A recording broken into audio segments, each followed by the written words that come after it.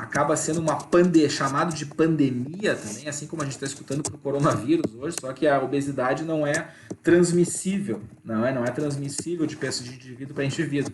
A obesidade tem ali 98, 95% dos casos um fator comportamental muito importante. Claro que algumas pessoas têm uma dificuldade maior para emagrecer, para controle de peso, isso é fato, não é mentira, não é questão de ser vergonhice, tem pessoas que realmente têm problema para controle de peso corporal, tá? Mas o fator comportamental é chave para o desenvolvimento da obesidade, isso não tem como negar, tá? A obesidade, gente, é um distúrbio, é um transtorno alimentar, é um transtorno alimentar e tem toda uma influência do ambiente, ou seja, do que a pessoa come, o que a pessoa está exposta. Né? Tem relação com a taxa metabólica de repouso reduzida, as pessoas aqui acabam tendo sim mais dificuldade para perda de peso e tem facilidade para ganhar peso. Tá? E o nível pode ser, um dos motivos pode ser nível reduzido de produção de calor por atividade física espontânea ou sem exercício, sedentarismo também é um fator de risco para a obesidade, níveis reduzidos de tecido adiposo marrom. O tecido adiposo marrom, gente, é um tipo de célula adiposa que possui uma proteína lá no seu interior que garante para esse tipo de célula uma atividade metabólica, ou seja, é a gordura que é metabolicamente ativa, ou seja, que auxilia no emagrecimento. Pessoas com obesidade normalmente têm níveis reduzidos de tecido adiposo marrom, tá? E também tem fatores genéticos que estão relacionados com os níveis de uma proteína sanguínea chamada leptina. A leptina é chamada de proteína da saciedade, ou seja, um hormônio da saciedade. O que faz a leptina? A leptina, antes de falar da leptina, deixa eu só mostrar para vocês mais um dado.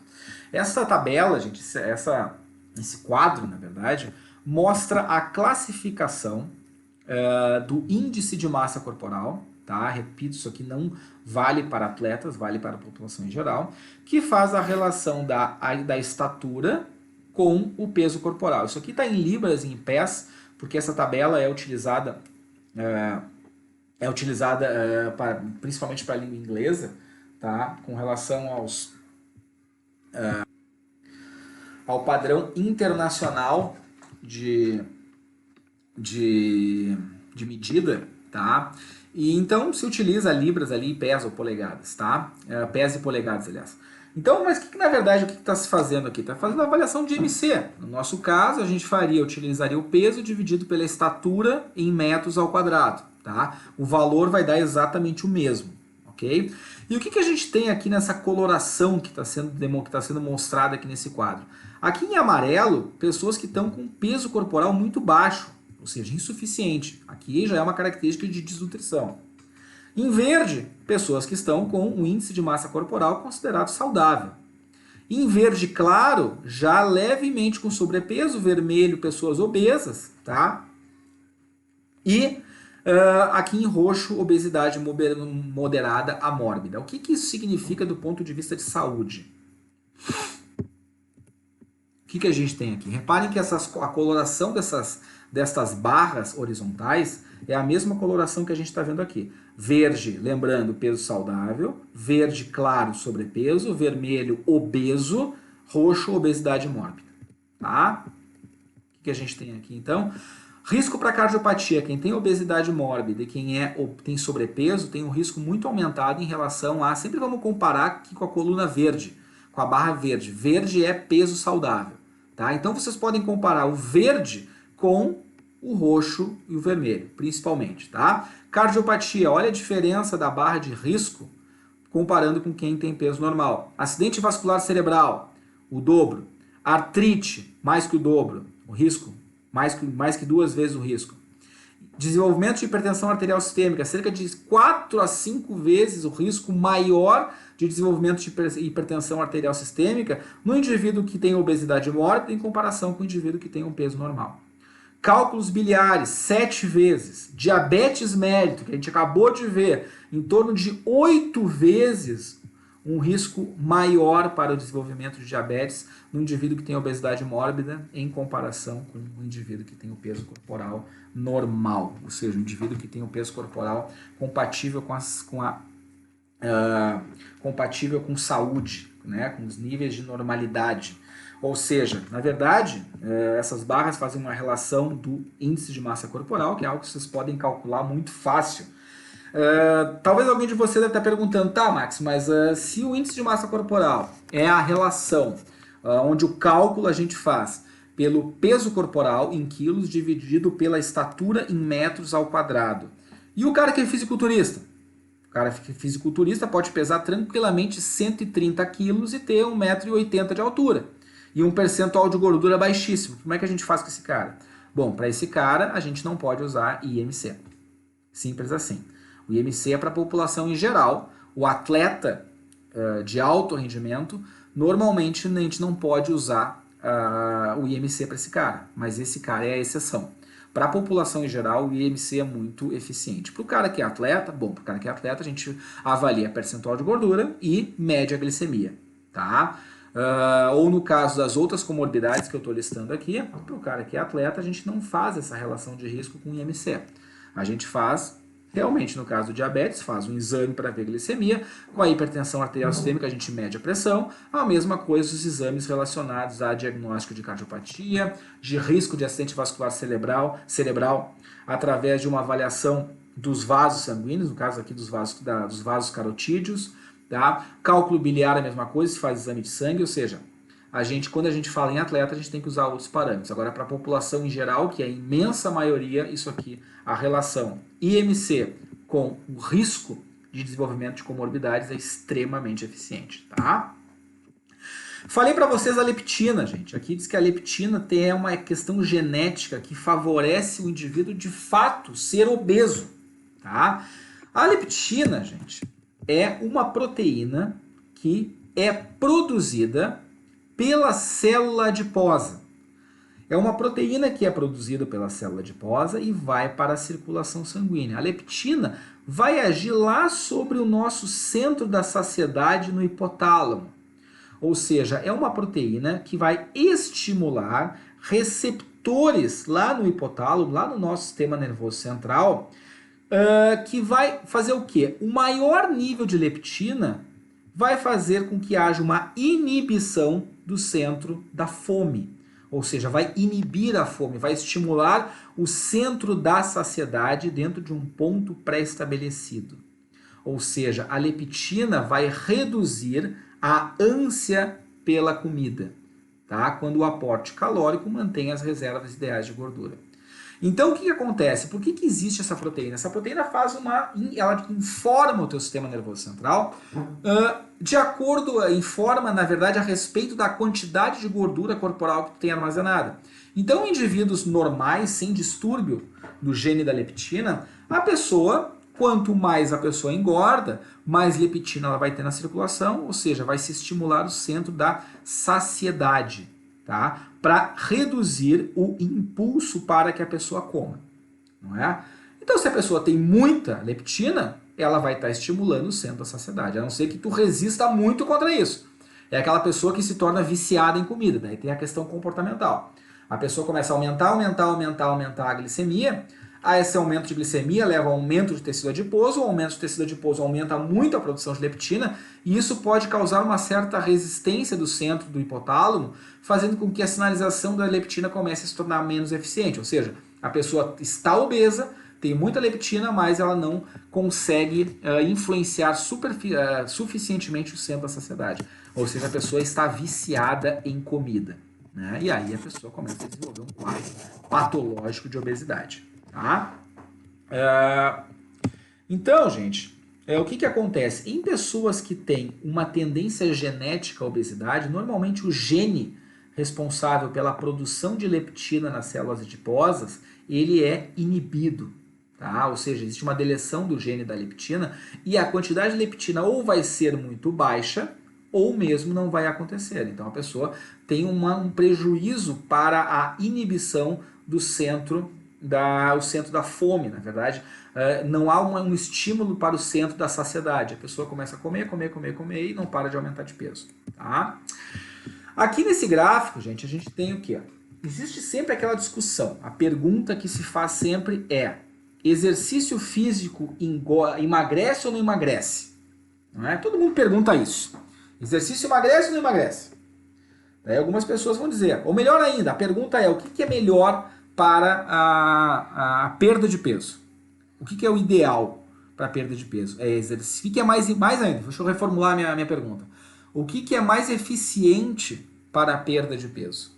É dieta ou é exercício? Se eu tiver que escolher só apenas uma intervenção, eu vou fazer dieta ou vou fazer exercício físico? E a discussão é longa, tá? Existe um argumento muito forte em favor da dieta, que diz que não adianta tu consumir muito com exercício físico, aumentar o metabolismo, se tu está compensando isso com calorias, o que é verdade. Por outro lado, este estudo aqui, estes gráficos aqui, trazem um argumento muito importante em favor do exercício físico. Vamos olhar aqui em cima, tá? Aqui nessa tabela, o que eu tenho aqui em cima? Eu tenho a avaliação da massa corporal, tá? E eu tenho aqui embaixo a restrição calórica, ou seja, aqui é o valor de peso corporal do indivíduo, aqui em vermelho, antes da dieta, tá? E aqui eu tenho os dias de restrição calórica quando o indivíduo inicia uma dieta, tá? O que é o esperado? O esperado é essa linha pontilhada aqui em branco, ou seja, conforme os dias de restrição calórica vão passando, há uma redução proporcional do peso corporal. Ou seja, o que se espera? Deixa eu pegar aqui a minha caneta. O que se espera? Que em 30 dias de dieta, eu vou ter uma redução de peso corporal, tá? Aqui mais ou menos dessa ordem, ou seja, o indivíduo começou a dieta com mais ou menos 155 quilos e após 30 dias ele vai estar abaixo de 140. Isso seria o esperado, não é? Porém, o que a gente vê é que depois de 30 dias de dieta, o comportamento é mais ou menos esse aqui. Ou seja, o peso que esse cara perde, ao invés de chegar a 135 quilos, ele está lá com algo em torno de 143, 144. Por quê? Porque a curva de perda de peso, ela não é retilínea. Reparem que a gente encontra. A gente tem perda de peso nos primeiros dias, se acentua lá pelo 20º dia, depois começa a atingir um certo platô. Ou seja, reparem que do 20º dia de dieta até o 32º, praticamente não há perda de peso. E aqui, a partir do 28º para o 32º, não há perda de peso. Certo? Ou seja, a curva não segue a tendência que se esperaria com a dieta. Ao mesmo tempo, isso tem uma explicação relacionada a metabolismo basal. Aqui, neste gráfico de baixo, se tem um valor de consumo de oxigênio. O consumo de oxigênio é um marcador mais eficiente de metabolismo basal. O que acontece? O metabolismo basal do indivíduo antes da dieta está mais ou menos aqui. Tá? Em torno de aqui mais ou menos 24, 25 litros por hora de oxigênio, de consumo de oxigênio. Tá? O que acontece após 30 dias de dieta?